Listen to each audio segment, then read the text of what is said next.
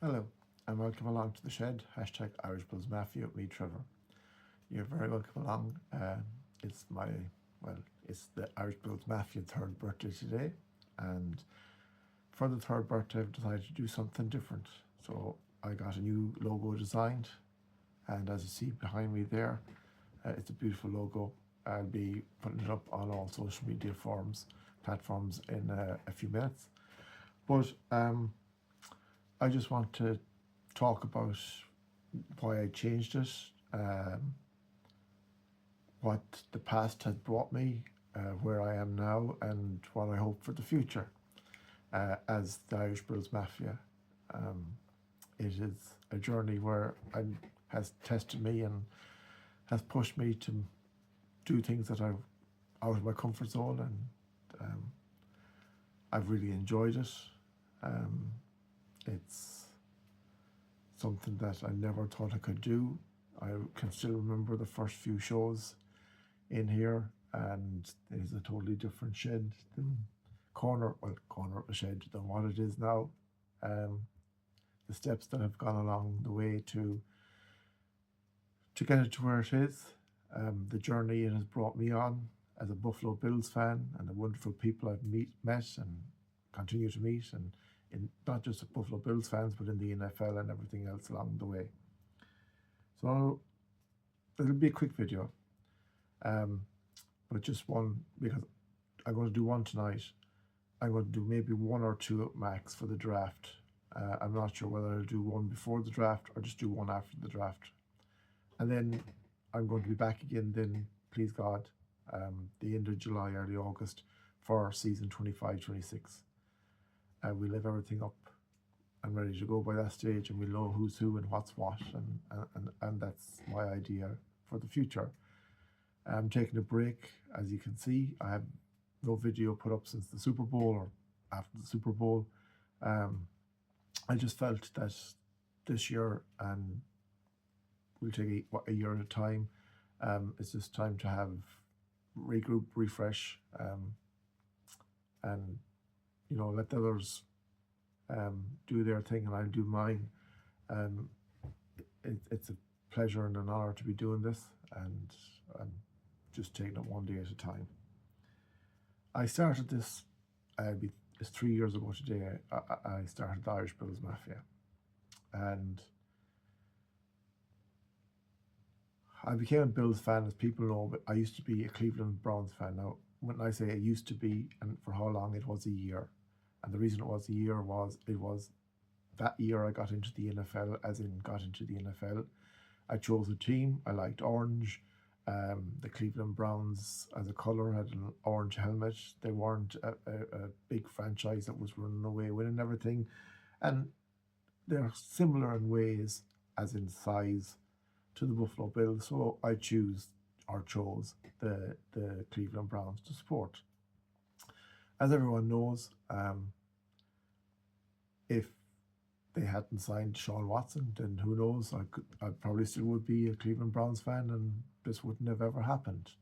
But they just signed Deshaun Watson, and everyone has their own opinion, and I have mine. And when they did, it showed me that they thought that money could fix things. Give him the money, guarantee him the money, let him not answer for what he has to answer. Whether he's innocent or guilty, only time would have told and tell. And rather than prove his innocence first, and when he is, then give it to him, and then off he goes. And it has worked out marvellous for them. But that showed me that was a franchise that put winning, or the chance of winning, over human being, doing things right for humanity, making sure that people are responsible for what they do, and if they do something wrong, they pay for it. Not pay him for it, pay for it. Now, as I said, I'm not here to talk about Deshaun Watson or the Cleveland Browns. This is just my story. So I was looking for a team, and that previous season, the Buffalo Bills had played the Kansas City Chiefs in what was, for me, one of the best games of NFL I ever saw or seen.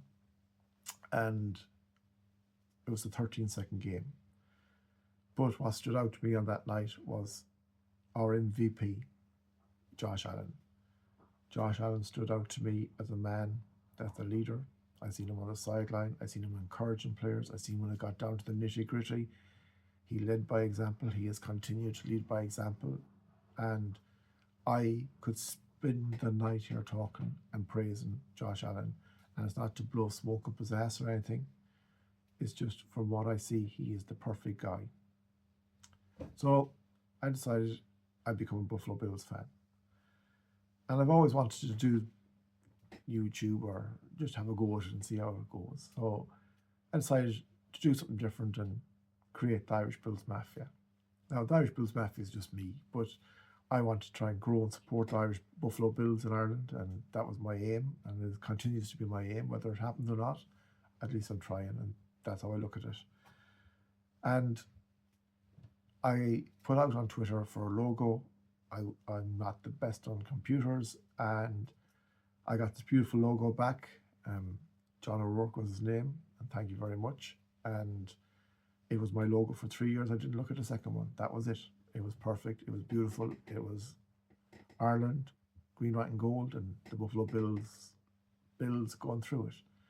And that flag and that logo and them jumpers and hoodies and everything else, they have been on a journey with me. They went to London with me. They went to Buffalo, where I never thought it would be. And I'll talk about that in a few minutes. And it has been an amazing 3 years. So why did you change the logo? Well, I changed the logo because I wanted just to freshen things up. It's 3 years. Not that there's anything wrong with my previous logo. My previous logo is here in my shed. It'll be here forever. It is the logo that started the Irish Bills Mafia. But I just wanted something that was me. So I got in contact with a designer on Twitter, or X as it's called now, and we worked together and we came up with this logo. And I'm very proud of this logo. I love it. It has the year 2022 when I became a Buffalo Bills fan, created the Irish Bills Mafia. The way the Irish Bills Mafia is in it, it really stands out. And I just love the Buffalo in it too. And I think all together, it's a lovely logo. But I'd love to hear your opinion and see what you think and which one you prefer, if you prefer one. But this is the one going forward for the foreseeable future. And never to say never that my old logo won't come back in time. But as of now, this is the logo. But I went on YouTube and I created my first video, and I'll be honest, it was a nervous wreck, and I was just talking to a phone like I am now. And I didn't know whether I'd make number 2 or number 3 or number 4, but we kicked in. And I will say, there's a couple of people I'm going to be thanking along the way for helping me and guiding me and always being there. But those 2 guys in particular, Mark Hogan and Michael McQuaid from Pro Football Ireland. And these 2 guys, I got in contact with them. They were busy, they're bigger, they had a lot on, but the 2 guys always made time for me and always have made time for me. And for that, Michael McQuaid and Mark Hogan, you're my friends, and I will respect you and support you every way I can. You are amazing at what you do, and I will talk about them in a few minutes as well as we go along. But they gave me tips. My starting music for my show previously, Mark Hogan designed the video for it, and it was absolutely amazing. And they help me every way I can, and they've always been there to support me, and I will always appreciate it. And Michael McQuaid was my first guest on the show, and when I have the shows with people on it, I think they fly. I think they're amazing, and I am going to look at trying to get people on more often. You can talk with them, and they are there to help you, and you're there to help them. Keep the conversation flowing, and it's better. But Michael McQuaid was my first guest, and it rolled from then. And I didn't know how that guest show would go, but it worked. And from then on, I as many times as I could, I got guests on. So for different reasons. You can only get them every so often. I just wanted to know how it worked, and it worked, and I kept going like that. So I had Michael McQuaid on. I had Mark Hogan, he's been on a couple of times. I've had Jimmy English from Gaelic Gridiron, another gentleman.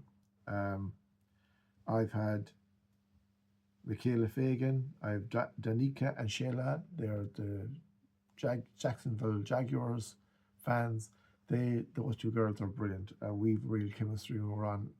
I usually have them on, and please God, I'll have them on this year if the Bills are playing the Jags, and if not, we'll try and get them on for a show anyway, because they're great crack. And you know, I don't know these people off camera, but it's just like you click and you know them all your life when you talk American football with them. I've had Shelley, she's a Kansas City Chief fan, on a couple of times. Matt Swain from UK Bills, I've been on his show, he's been on my show. Nickel City Mafia, I've had Jake Podger and Mike Thornton, two absolute gentlemen, and I've been on their shows as well. And all these people I 110% respect. But the crowning jewel for me so far in this was I've had two former Buffalo Bills legends in John Fina and Jerry Ostrowski, and have had both of them on the show. And that for me was a privilege that I'll always be grateful for and thankful for. And hopefully down the road again, if these guys have time, and we can get them back on for a catch up, and I look forward and see how things go. But they are some of the people that have been on the show, and I've had a few more, but as time goes by, you have to delete so much to take out, and I can't recall everyone that I've had on it, but I'm just very grateful for them to come on. Then we went to London. The Bills came to London to play the Jacksonville Jaguars. I never thought I'd see the Buffalo Bills play, and in 2023, October 2023, they came to Tottenham Hotspur Stadium. So I was, as people don't know, I was born in London, lived there for 13 months. Was never back. So I went over for a weekend, and we went to the Emirates Stadium on the Saturday. I'm an Arsenal fan. I loved every second of it. And on the Sunday, then went to Tottenham Hotspur Stadium. And in fairness, it's an amazing place. The both stadiums, they're different, but they're absolutely amazing. And the Bills didn't win the game, but it was unforgettable to see Josh Allen play. Damar Hamlin was there. The previous year, he had gone through his cardiac arrest against the Cincinnati Bengals, and it was just great to see him back on the field. He didn't play that day. The only downside was Matt Milano got injured at the beginning of his injuries. And I thought that would be it. Fast forward 12 months, and a wonderful person, and there was many wonderful people in this story, but it was her that reached out.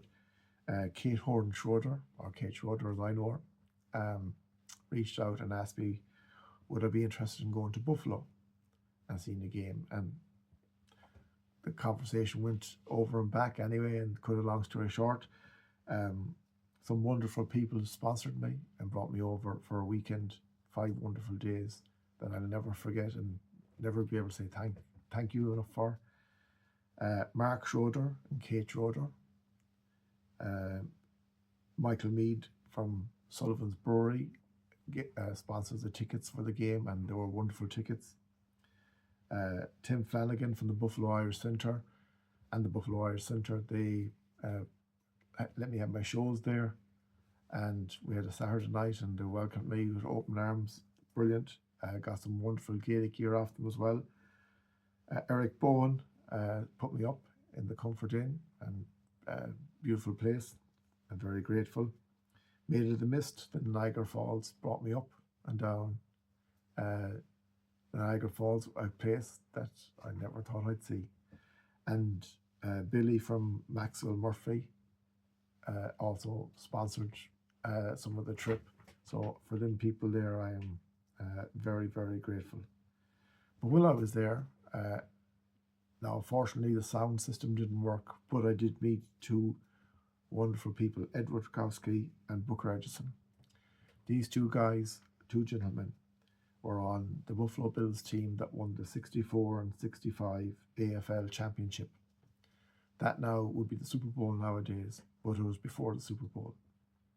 The Buffalo Bills were the team that was in the 60s that were dominant in the mid 60s. And these are two guys that was on it, and two absolute gentlemen.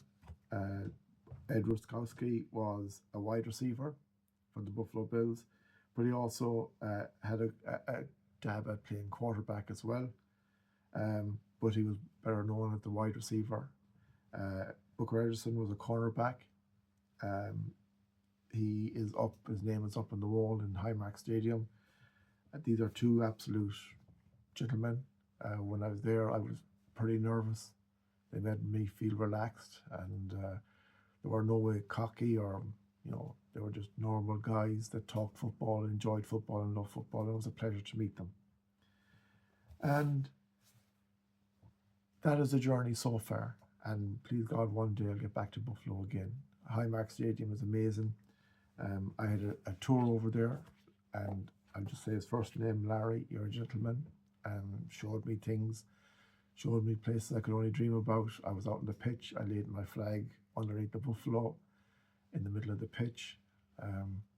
Everyone there was so welcoming and so nice. It was surreal to walk out where the players walk out and, hold your flag and go out there and, support the team. And